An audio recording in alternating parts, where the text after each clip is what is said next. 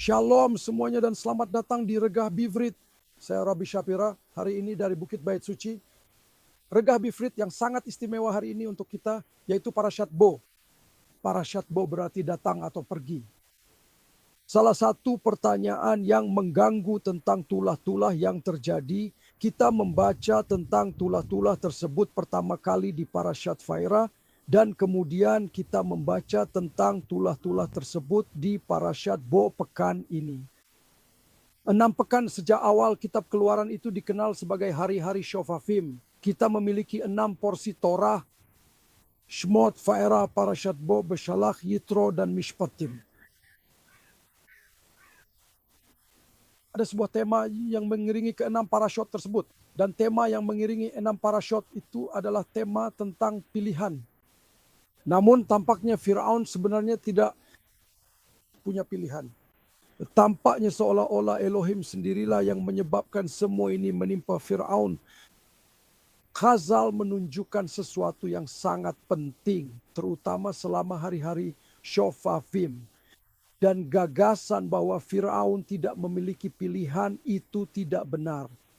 Dengarkan yang dikatakan Khazal dalam Tanhumah, dijelaskan bahwa pada 5 tulah pertama yang terjadi dikatakan Vaychazek lev Faroh, dan pada 5 tulah terakhir dikatakan Vaychazek Adonai, untuk memberitahu kita bahwa Hashem sendirilah yang mengeraskan hati Firaun sehingga ia tidak akan membiarkan Israel pergi. Kita sesungguhnya tidak akan mampu mengerti dan memahami permasalahan yang sedang kita hadapi ini menurut Peshat. Apakah itu berarti Firaun tidak punya pilihan? Mengapa dikatakan bahwa pada 5 tulah hatinya dikeraskan, lalu dikatakan Elohim yang mengeraskan? Dengarkan penjelasan Khazal kepada kita. Penting bagi kita untuk memahami bahwa Hashem, terpujilah namanya, tidak pernah mengambil pilihan dari hati Firaun. Semuanya bergantung pada hati Firaun. Dan itulah maksud dari Vaychazek Adonai. Nah, di 5 tulah pertama, Firaun memiliki pilihan. Tetapi di 5 tulah berikutnya, Firaun tidak memiliki pilihan. Dan para bijak kita menjelaskan bahwa Elohim sendiri yang mengeraskan hatinya. Inti dari parsha ini adalah bahwa 5 wabah pertama itu mudah dan Firaun tidak mendengarkan hati Elohim. Dan dia